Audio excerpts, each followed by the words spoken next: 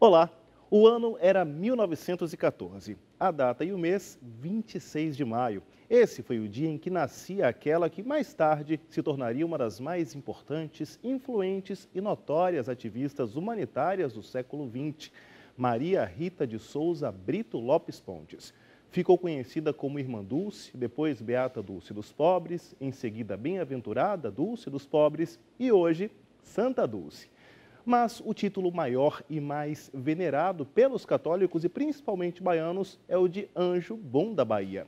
Em vida, ela fez história e por seus feitos se tornou a primeira santa nascida em território brasileiro. Deixou um grandioso legado de solidariedade que marca vidas, principalmente daqueles mais necessitados. E todos os capítulos da história dela vamos mostrar a partir de agora, no programa especial Santa Dulce dos Pobres.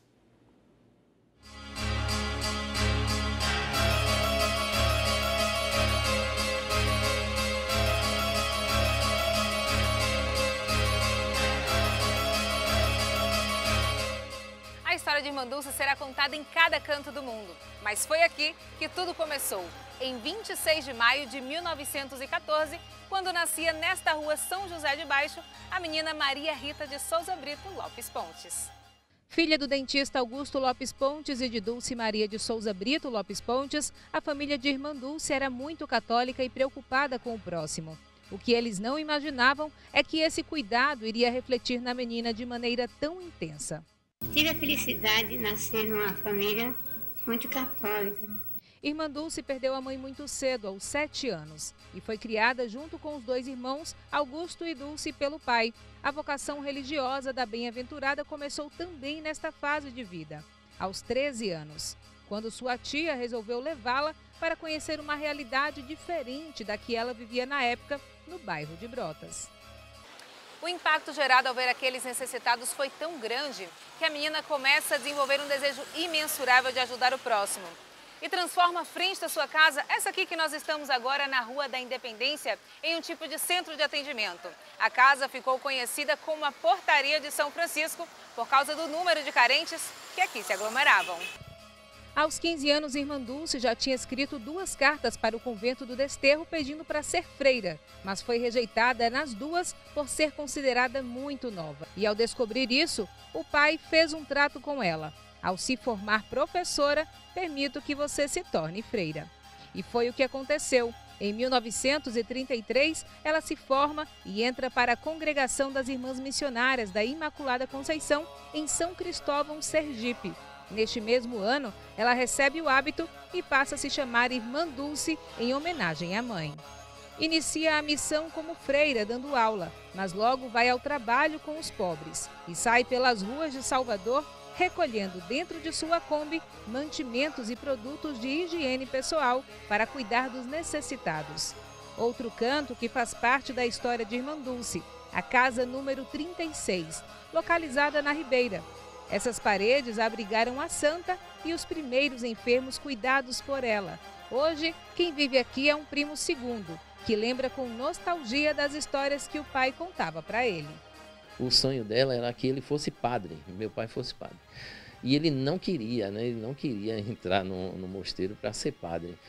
E quando ele via que ela estava vindo, ele pegava um papel e subia aqui nessa casa mesmo, na pomieira da casa, ficava lá em cima do telhado fazendo periquito, empinando periquito até ela ir embora, porque quando ela via ele era sempre a mesma conversa, para ele ser padre, E se ele tivesse sido padre, eu não estaria hoje aqui, né?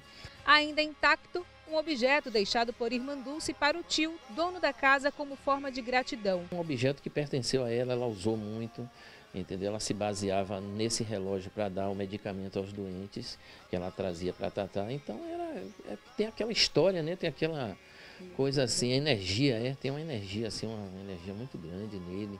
A gente dá para sentir.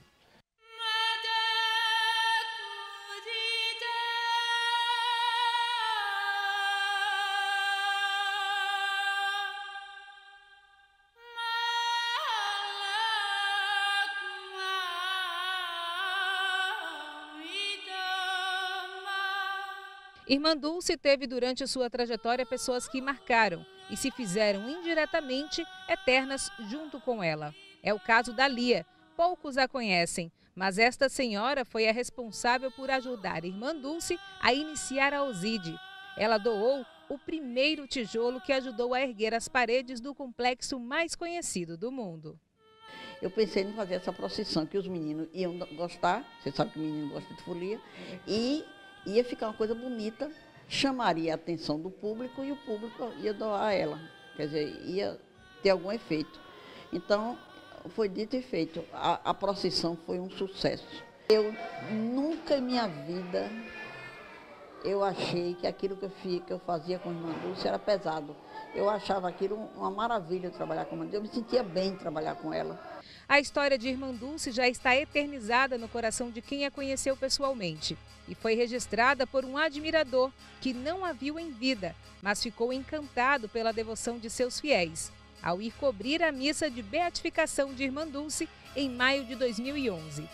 Ao ver 70 mil pessoas aglomeradas debaixo de chuva, sem se mover do lugar, ele decidiu que teria que escrever um livro para contar essa história. Foi uma demonstração absolutamente incrível da beleza da fé popular, das pessoas simples, das pessoas cada um com a sua própria história, que se reuniram num momento para celebrar a trajetória de uma mulher inspiradora para todos eles. A irmã Dulce, na minha opinião, foi a brasileira mais espetacular do século XX, por tudo que ela construiu e por uma outra coisa. Ela era muito inspiradora, ela oferece um legado de humanismo. Irmã Dulce morreu em 13 de março de 1992, pouco antes de completar 78 anos. Mas o legado de amar e servir continua vivo no coração de quem a conheceu. Eu acho que isso aí foi uma graça que Deus me deu para eu aprender que se a gente ajudando um ao outro, o mundo cresce.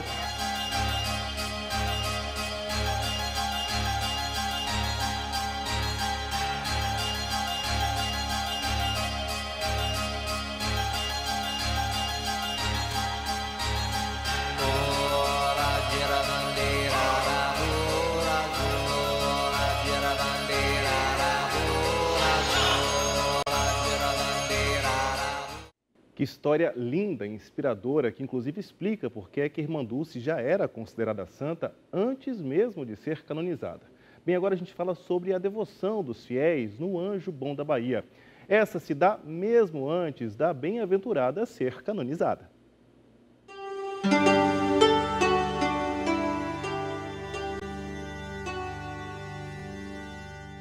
Antes mesmo de ser canonizada, irmã Dulce já era considerada santa por muitos fiéis que acompanhavam a história dela em vida e que teve continuidade mesmo após a sua morte. Tenho certeza, a minha fé é tão grande que ela vai me ouvir, vai me ajudar e vai me curar. Eu sinto, sei lá, uma coisa diferente, energia dela aqui, de tudo.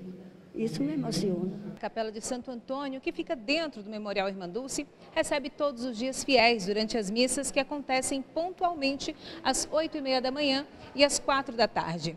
O local atende provisoriamente enquanto o Santuário da Bem-aventurada passa por reformas. E quem vem aqui aproveita para rezar e para fazer seus pedidos que são colocados dentro dessas caixinhas. E em cada palavra escrita no papel, um pouquinho de fé é depositada.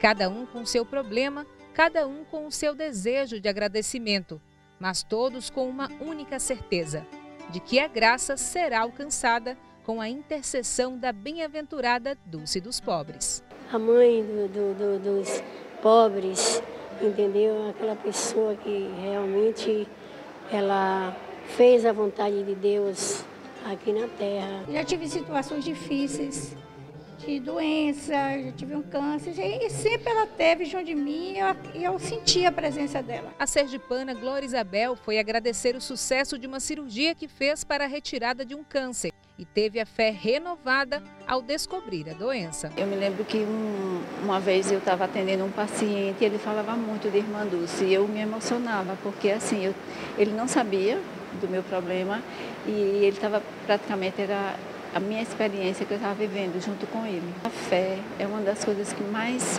nos impulsiona a conseguir avançar, a conseguir caminhar.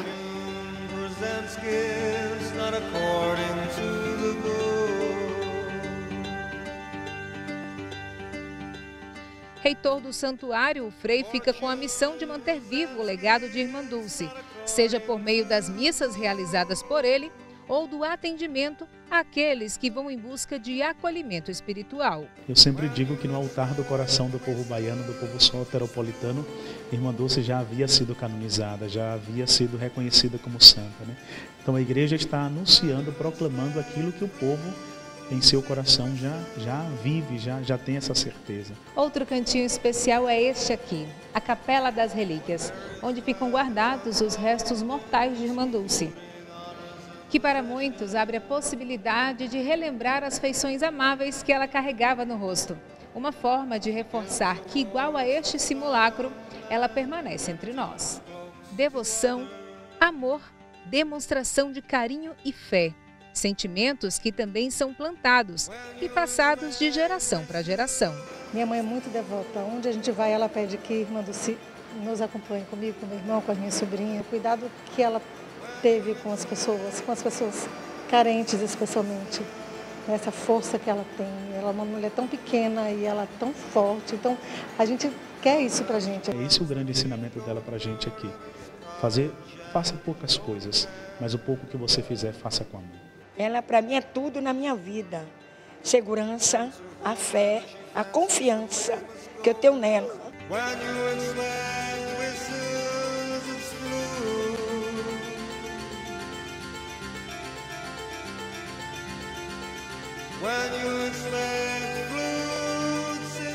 Irmã Dulce ganhou notoriedade por suas obras de caridade e de assistência aos pobres e mais necessitados.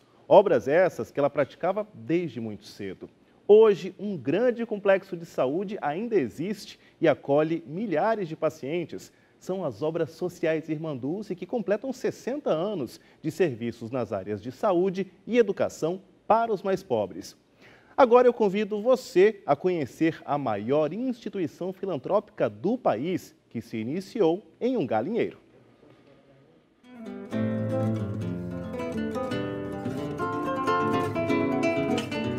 O que começou com um galinheiro atendendo 70 pessoas se transformou no maior complexo de saúde filantrópico do Brasil. E hoje, as obras sociais Irmã Dulce atendem por dia 2.000 pessoas. Por esses corredores é possível ver todos os dias pacientes, acompanhantes, profissionais e voluntários. Mas uma presença que não é vista, mas é sentida por cada um, é a do nosso anjo bom. Os funcionários têm uma alma caridosa, bondosa, amorosos com o paciente. A mesma coisa que Irmã Dulce tinha. A Osídia é dividida em 21 núcleos. 20 deles ficam no Complexo de Roma, em Salvador. São 19 no campo da saúde. Outro núcleo é o Memorial Irmã Dulce, onde estão guardados momentos importantes da história da bem-aventurada por meio das 800 peças expostas no local. Além do Centro Educacional Santo Antônio, que atende mais de 780 crianças e adolescentes em situação de vulnerabilidade no município de Simões Filho. São mais de 3.000 pessoas trabalhando para garantir que a missão da irmã, de amar e servir, continue firme e forte. Tem quem seja remunerado e tem quem faça pelo simples fato de querer seguir os mesmos passos da freira. Fico encantada com isso aqui. O trabalho de Irmã Dulce para mim me faz bem. Eu me sinto feliz, muito feliz cada dia mais. E se tivesse condições de saúde, faria mais.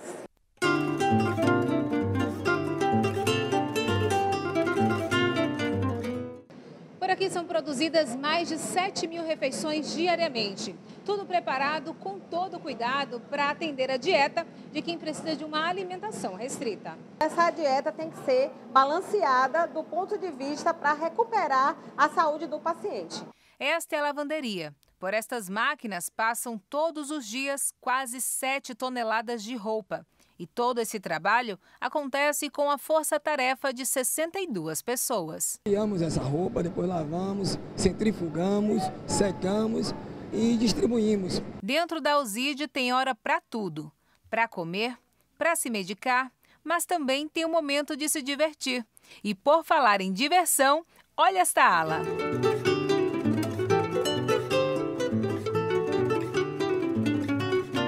Estes são os moradores do Centro de Acolhimento da Pessoa com Deficiência.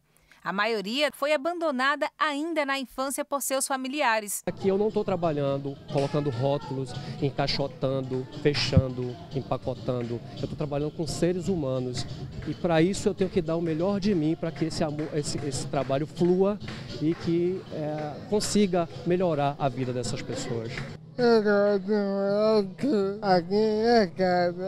Além dos 2.000 atendimentos por dia no complexo de Roma em Salvador, são feitos por ano 2.200.000 procedimentos ambulatoriais, 12.000 cirurgias e mais de 18.000 internamentos. Para sobreviver, a instituição conta com recursos do Sistema Único de Saúde e de convênios com organismos estatais, além de doações e venda de produtos. Eu diria que se não fossem as doações, nós já teríamos que ter descontinuado uma série de serviços aqui. Para vocês terem uma ideia, no ano de 2018, nós fechamos com um prejuízo de 11 milhões de reais. Então, as doações são essenciais para que a gente possa dar continuidade ao trabalho que é feito. E sobrevivendo, a missão de Irmã Dulce, futura Santa Dulce dos pobres, permanecerá sempre viva. Tão viva quanto a emoção de Roque, que se transforma em lágrimas ao lembrar que ele nasceu de novo. Coisa que eu nunca tive, estou tendo. Muito carinho, muito amor.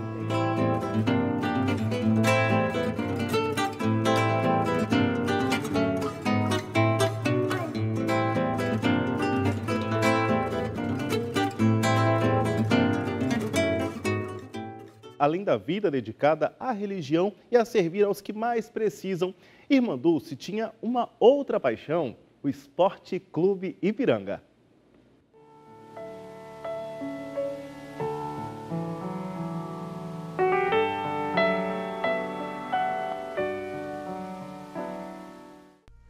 Uma trajetória de fé, devoção e solidariedade. A gente só está feliz quando vê os outros felizes, né?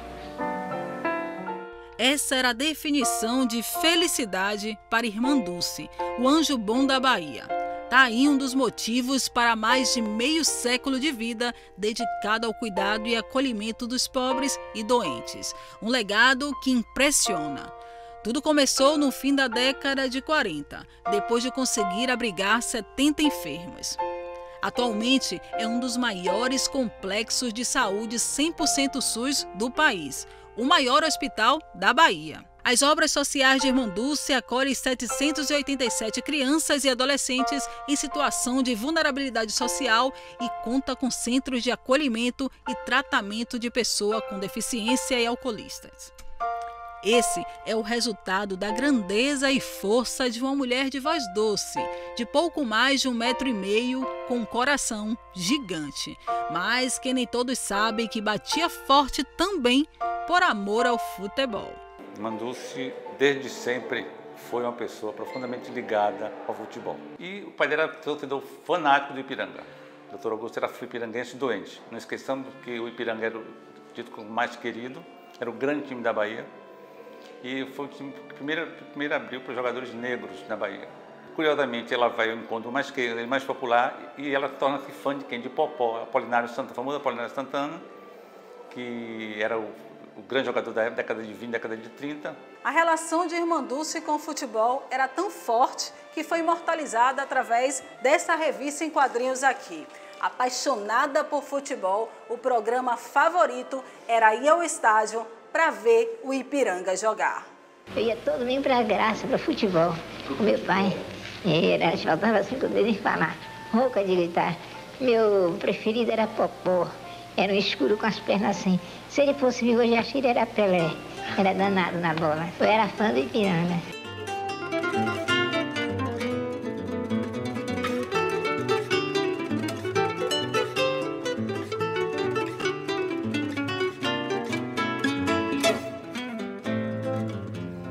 Hoje não dá para ver. Edifícios e construções modernas substituíram o palco de grandes jogos do futebol baiano.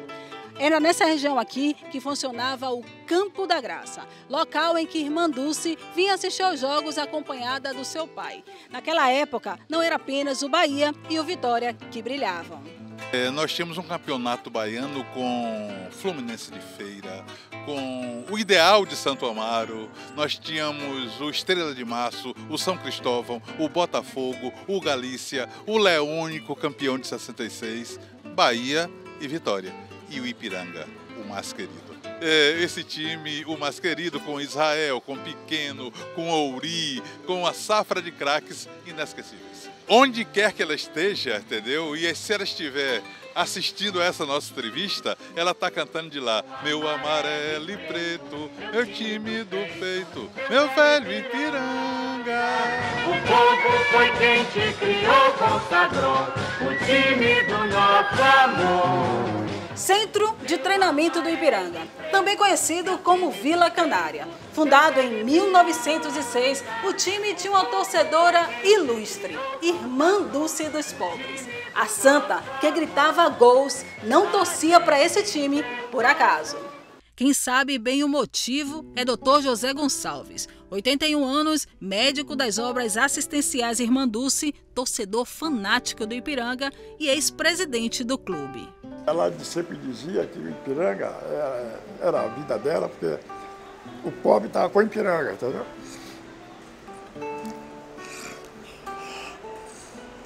Ipiranga fazia isso. Então fazia preto, pobre, tudo que Ipiranga agregava.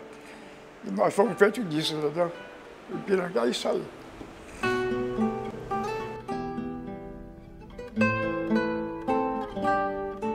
O choro de Dr. José é de alegria, de orgulho do Ipiranga e do maior título que carrega na vida, a amizade com Irmã Dulce.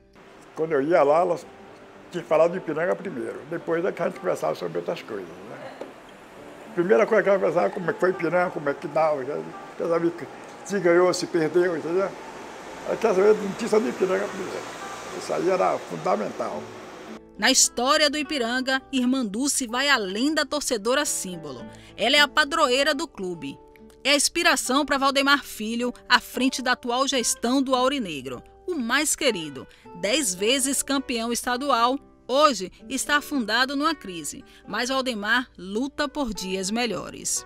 A gente procura até palavras para descrever o sentimento que nós temos em relação a essa ligação que tem Esporte Clube Ipiranga e Irmã Dulce. É uma coisa apaixonante, sabe? Eu vejo hoje todos os trabalhos que, desde o momento que eu conheci o Ipiranga é sempre voltado para o social. Esse bairro aqui é abençoado de uma maneira tão grande, né? Que apesar das dificuldades, das lutas que esse clube tem vivido, esse clube tem feito uma obra social aqui muito grande. E na Vila Canária, Irmã Dulce tem um lugar reservado, especial. Seu José, mesmo caminhando com dificuldade, fez questão de mostrar a capela construída na década de 80 em homenagem a ela. Nós construímos essa capela porque eu já considerava ela padroeira. A gente vinha para a missa todo domingo. Era uma homenagem que a gente podia fazer a ela.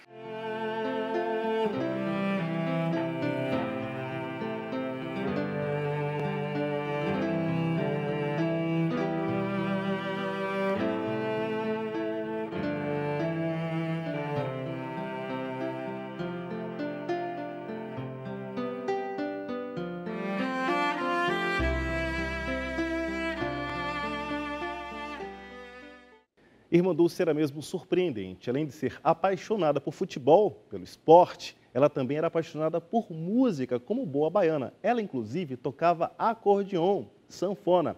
E realmente, Irmã Dulce, em vida, teve muitas histórias para contar. E para que ela fosse declarada santa, precisou fazer milagres. Milagres esses reconhecidos pelo Vaticano.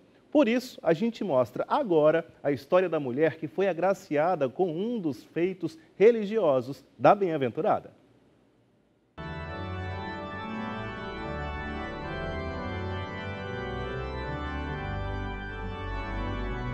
Confie que onde ela estiver, ela vai interceder. Ela intercedeu a Deus para minha mãe melhorar. Viemos até o município de Malhador, em Sergipe, a aproximadamente 360 quilômetros de Salvador. Uma cidade com 14 mil habitantes, entre eles a Cláudia. Ela foi a primeira a ter um milagre concebido por Irmandulce e comprovado, dando assim início à penúltima etapa do processo de canonização da então bem-aventurada. E agora, vamos juntos conhecer melhor a história dela. 11 de janeiro de 2001. Essa data marcou a vida de Cláudia Cristina dos Santos Araújo, por 2 motivos. O primeiro deles, o fato de estar trazendo ao mundo seu filho Gabriel. O segundo, porque ela foi agraciada e teve a chance de nascer de novo. Tudo começou nesta maternidade na cidade de Itabaiana, Sergipe. Após dar à luz ao bebê, sofreu uma forte hemorragia por aproximadamente 18 horas, sendo submetida a 3 cirurgias. Os médicos já não sabiam mais o que fazer. Diante da medicina, ele já tinha feito de tudo, não sabia mais o que fazer. Que ele tinha passado para a minha família que agora só oração. Eu saí com a barriga aberta, né, cheia de compressas de gases, né, passei por uma cirurgia lá, depois fui para a UTI. Isso lá depois chegou o Padre Almir. O Padre Almir chegou com a santinha de Irmandulce. E aí ele falou alguma coisa, fez oração, só que eu não lembro o que foi, eu não lembro. Quando ele saiu, me entregou e eu entreguei à enfermeira, né? E assim, depois foi cada dia uma melhora. E quando eu falei com os médicos, meus amigos, minhas amigas, tem a minha médica também, eu disse, aí o quadro de Claudinha, que veio de Malhador. Aí eles disseram, olharam um para o outro, disseram, padre, isso aí é um caso para Deus e para o Senhor. Ela não tem muita chance, não. Aí eu falei, Claudinha, ela abriu os olhos, mas ela não mexia nada, porque ela estava muito inchada. Só os olhos assim e um pouco a cabeça. Então, rapidamente, eu contei a história de Irmandulce e disse a frase que ficou lapidar. A Irmandulce precisa de um milagre para ser santa, ser beatificada. E você precisa de um milagre para criar seus filhos. Você acredita que Deus pode te curar por intercessão de Irmandulce? Ela disse, acredito. Aí eu peguei um santinho da Irmandulce, tinha uma fitinha, e disse para ela, olha, aqui é o santinho, um pedaço de esparadrapo, coloquei na haste do soro, e disse para ela, você olha para lá, dava para ela ver a haste do soro, e ela não está ali. Mas ela está no céu, você olhando para a foto dela, para o santinho dela, ela está olhando para você, está cuidando de você. O caso de Cláudia foi analisado por 10 peritos médicos no Brasil e 6 na Itália. De todas as avaliações, um consenso. Ninguém sabia explicar o motivo da melhora numa condição tão adversa. A excepcionalidade do caso da Cláudia é que ela não respondeu ao tratamento e quando já não havia o que oferecer naquele momento, né, o médico não tinha mais o que oferecer. Ele tinha feito todos os esforços possíveis e a hemorragia não parava. O milagre concebido a ela tornou Irmandulce beata, que antes já tinha o título de venerável pelo reconhecimento de que a freira viveu, em grau heróico, as virtudes cristãs da fé, esperança e caridade. Irmandulce vem nos mostrar que a santidade é fruto de uma entrega a Deus, de alguém que vai dizendo cada dia sim à vontade de Deus. Aí Deus vai conduzindo por caminhos inimagináveis. Meus filhos, eu nem sei como era que seria, iam ser criados, né? Mas com Deus, né? E com a intercessão dela, graças a Deus tudo deu certo. É a nossa base, né? Porque tudo que a gente tem, aprendizagem, educação, tudo é os nossos pais. E acho que sem ela seria muito difícil.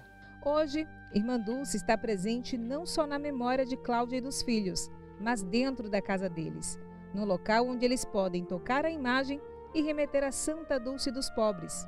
E lembrar que, por meio de sua intercessão, a família não foi desfeita. Que ela me tirou de lá do vale daquela morte, né? Que hoje não era para estar aqui nesse momento.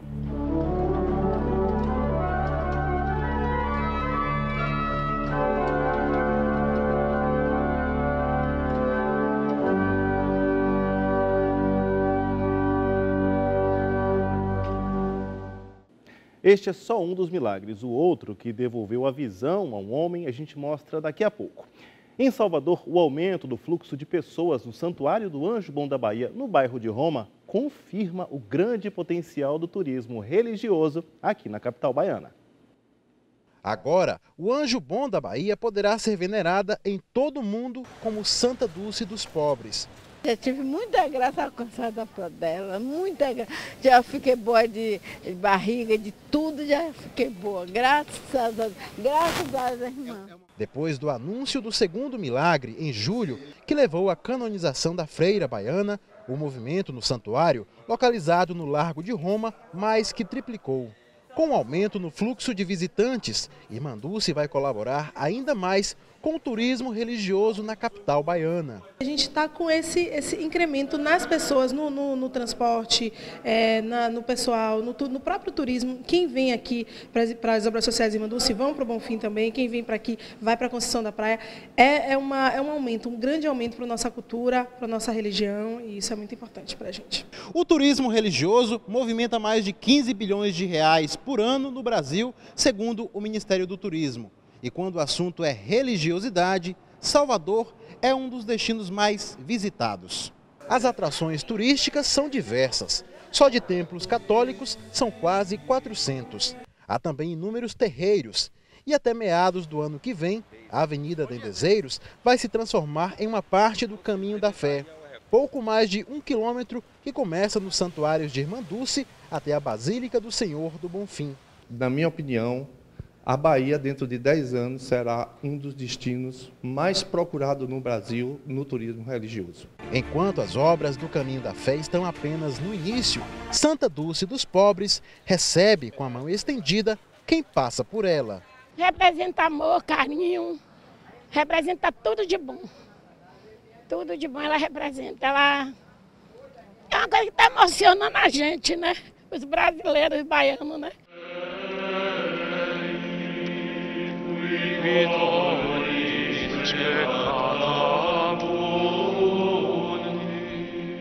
E agora vamos conhecer a história de um homem que viveu 14 anos cego. Ele voltou a enxergar após rezar para a bem-aventurada.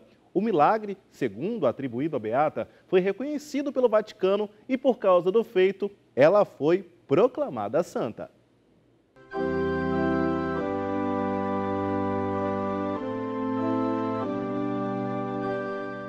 Uma pessoa foi examinada por 7 médicos. Todos atestaram que ela tem o olho de alguém que não enxerga.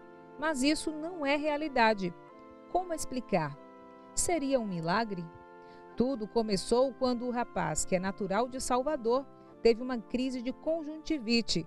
Sentindo muita dor, ele pediu à bem-aventurada para interceder. O pedido para cessar a dor foi atendido, mas com um toque especial. No momento de muita dor, coloquei, com toda a minha fé, coloquei a imagem dela no olho. Pedi a ela que ela intercedesse lá, juntinho de Deus, que eu sei que é onde ela está. Que ela curasse minha conjuntivite. Eu não pedi para voltar a enxergar, porque os médicos já tinham me dito que perda de nervo óptico não se recupera, a medicina não recupera. Aí virei e dormi, cego ainda.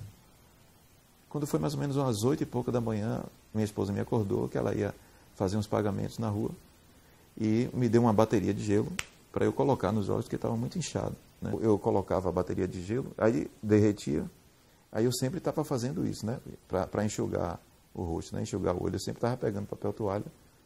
Do nada, em uma dessas vezes, a minha mão surgiu aqui. Quando eu aproximei minha mão, eu vi a minha mão. Depois de 14 anos sem enxergar nada. Isso foi horas depois da oração. Atualmente, Maurício mora em Recife com a esposa. Eles se casaram quando ainda era cego. Em cada canto da casa, imagens de Irmã Dulce. Uma forma de por onde passar, sempre lembrar daquela que, junto a Deus, lhe trouxe a visão. Voltar a enxergar é uma emoção tão grande que eu acho que não dá para explicar em palavras. Eu vejo a vida com outros olhos. Eu valorizo muito mais uma árvore, eu valorizo muito mais o céu azul, né? O sol, um pôr do sol. Isso para mim hoje são tesouros. Há 14 anos sem enxergar por causa de um glaucoma, ele já não tinha mais esperanças de um dia poder ver um mundo colorido novamente e, principalmente, conseguir olhar o rosto de Marise. Um desejo antigo do maestro desde que disseram sim um ao outro. Foi um susto muito grande que eu passei, porque ele pegou meu rosto assim, bem pertinho, que é onde, como ele estava enxergando, né? E aí fez: "Ô, nega, tu é tão linda". E eu disse: "Como assim? O que foi que houve?" Aí ele disse: "Eu tô vendo você, eu tô enxergando você, eu tô lhe vendo". Eu: "Como você tá me vendo?" Aí ele disse: "Eu não sei que eu tô lhe vendo". Quando o médico disse assim: "Aproveite, eu não sei o que está acontecendo no seu olho, mas aproveite sua vida". Então foi a gente sair e mostrar tudo o que ele não tinha visto. Eu abri a porta, aí que eu cheguei bem pertinho dela e falei assim: "Nega, tu é muito linda". Foi a primeira vez que eu a vi. Aí foi aquela: "Como assim?" Aí chorando, eu chorava e ela também, de alegria. "Como assim você está me vendo?" Eu falei: "Não sei, eu sei que eu estou vendo. Aqui perto do olho eu estou vendo. Estou vendo colorido, estou vendo as formas, estou vendo tudo". O caso de Maurício foi estudado sigilosamente desde 2014. O segredo era mantido para que nada pudesse interferir no processo de canonização, que geralmente é longo. Então, havendo algum milagre que se destaque, cabe, então, abrir um processo, entrevistar pessoas, e, no caso, médicos. Não importa a religião do médico, não importa nada. Importa saber se aquele fato realmente é algo que a ciência não explica. O reconhecimento durou 5 anos, pois é uma das exigências feitas pelo Vaticano para considerar a graça um milagre. Primeiro, deve ser algo que a ciência não tem como explicar. Segundo, deve acontecer imediatamente após a oração. Terceiro, deve ser duradouro. E, por último, ser perfeito. Ele tem um fundo de olho de um paciente que já era cego e não teve nenhuma mudança no fundo de olho. Então, em teoria, ele deveria não continuar enxergando. O processo de canonização de Irmã Dulce foi o terceiro mais rápido da história. Durou 27 anos após a sua morte, ficando atrás apenas da santificação do Papa João Paulo II e de Madre Teresa de Calcutá. A gente quer gritar para todo mundo que não percam a esperança, sabe? Então, eu acho que o que ela nos deu mais foi esperança. A fé remove montanhas. E foi através da minha fé que Irmã Dulce intercedeu junto a Deus. E me deu muito mais do que eu pedi.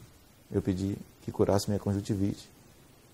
E nisso ela me fez voltar a enxergar. Porque assim era a Irmã Dulce.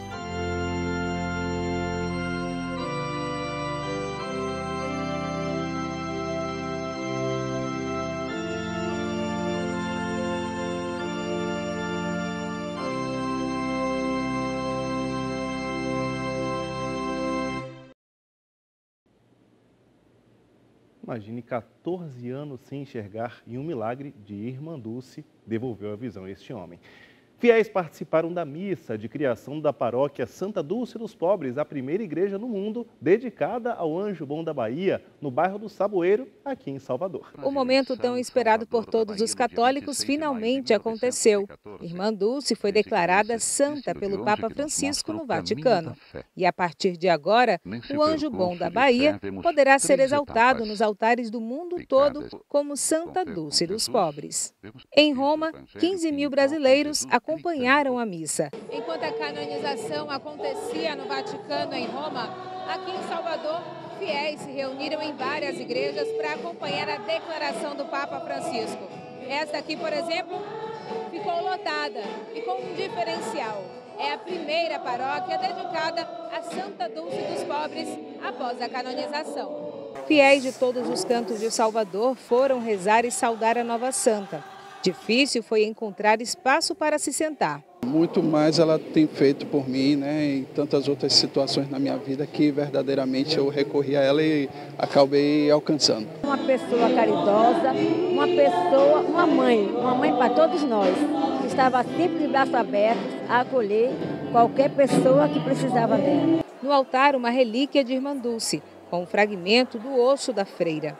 Esses fragmentos são encontrados também no Vaticano e na Capela das Relíquias, localizada no Largo de Roma, em Salvador. As igrejas, desde do início da antiguidade, tinham já essa tradição. Era uma forma de dizer, olha, nós estamos muito próximos desse santo, dessa santa. E aqui em Salvador, onde tantas pessoas foram amigas de Irmã Dulce, é tão bonito e simbólico ter esta relíquia aqui, nessa primeira paróquia do mundo, dedicada a Santa Dulce dos Pobres. Mesmo com o espaço reduzido, ninguém se importou, porque o desejo de cada um era o mesmo: saudar a nova santa.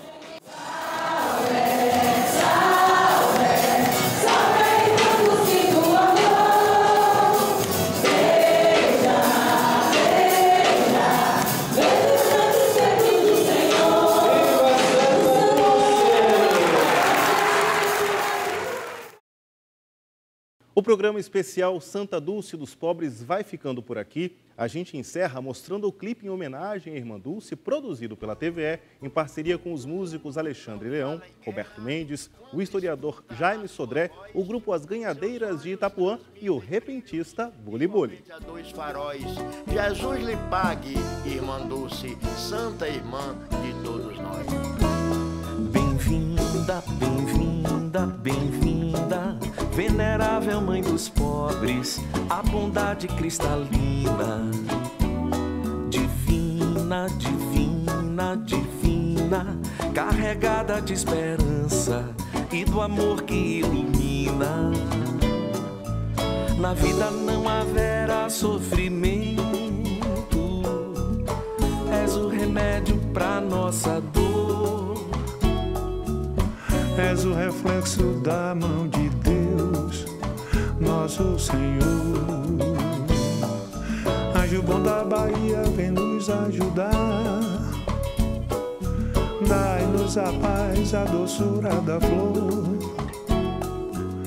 Dai-nos a benção, ó Santa Irmã Dulce, do teu amor. Bem-vinda, bem-vinda, bem-vinda, bem-vinda, venerável Mãe dos Pobres, a bondade cristalina, divina, divina, divina, carregada de esperança e do amor que ilumina. Na vida não haverá sofrimento, és o remédio pra nossa dor. És o reflexo da mão de Deus, nosso Senhor. Anjo bom da Bahia, vem nos ajudar. Dai-nos a paz, a doçura da flor. Dai-nos a benção, ó Santa Irmã Dulce, do teu amor. Bem-vinda, bem-vinda, bem-vinda, bem-vinda, venerável Mãe dos Pobres, a bondade cristalina, divina, divina, divina, carregada de esperança e do amor que ilumina.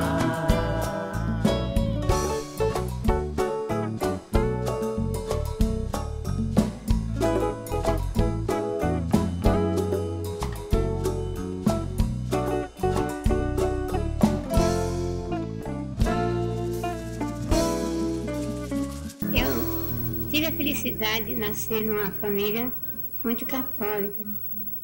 Minha família era muito piedosa e minha mãe morreu, eu tinha 6 anos. Fui criada por tias, também muito piedosas.